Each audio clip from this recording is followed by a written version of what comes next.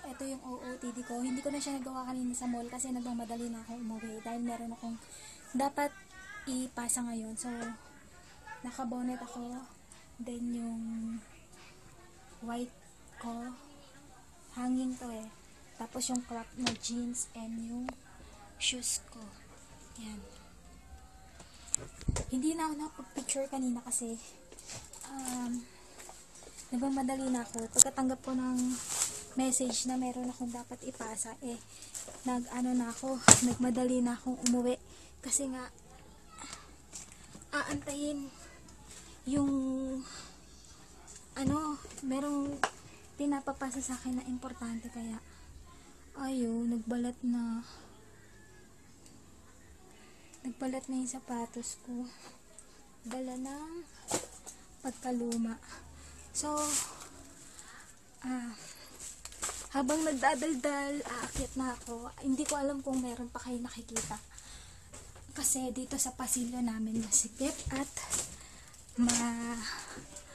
walang ilaw. So, yan. Ayusin ko na yung gamit ko. I-internet na ako. Sana hindi mabagal yung net.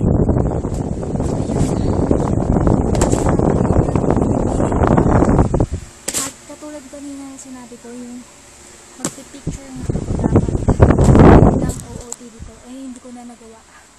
Dahil pagka-receive ko nung message, diretso na ako dito. Takbo na. So, yun. Ipapasa ko muna lahat ng kailangan ko ipasa bago ako mag-vlog ulit ng panibago. So, mamaya na lang ulit. So, habang naghihintay ako dito sa loading niya, ayan ang tagal ng internet, sobra nakakaasar. I-haul ko muna yung mga binili ko. Nanggaling din ako ng supermarket at ito yung nabili ko, Pringles. Ayan. Ito, Pringles. Ito, Hello Panda. At bumili din ako ng sabon at lotion ko. Kojisan. At yung lotion ko na Johnson. Tapos, pumunta rin ako ng National Bookstore. At doon ako bumili ng ang nabili ko lang doon is etong Scotch tape. At itong book ng Twisty Heart. So, tatlo siya. Nabili ko siya ng 199.75 cents. So, yun. At ko na lang siya ulit. Pakita ko na lang ulit. Kasi baka mamaya hindi kita dito. Ulitin ko na lang. Sa National, nabili ko siya ng 7.75 tong Scotch tape na to. Dalawa yung binili ko. Tapos, ito, nahiligan ko na tong mga book na ganito. Yung mga fiction. English man or Tagalog, binabasa ko. So, ayan. Twisty Heart. Nakasil siya. Nakaganyan. So, ito, yung mga gantong book yung gusto kong bilhin. Yung mga nakasil na yung siguradong kompleto na. Compare dun sa 50 each nga, pero hiwa-hiwalay. Ang hirap naman hanapin kung kompleto yung volume. So, ayan. Twisty Heart. Nabili ko siya. Last na to eh. Then, yung iba bumalik na siya sa dati niyang price na 119.75 each. So, ayan. Book 1. Ito yung book 2. At book 3. So, ayan. At ang binili ko naman dun sa supermarket itong Kojisan.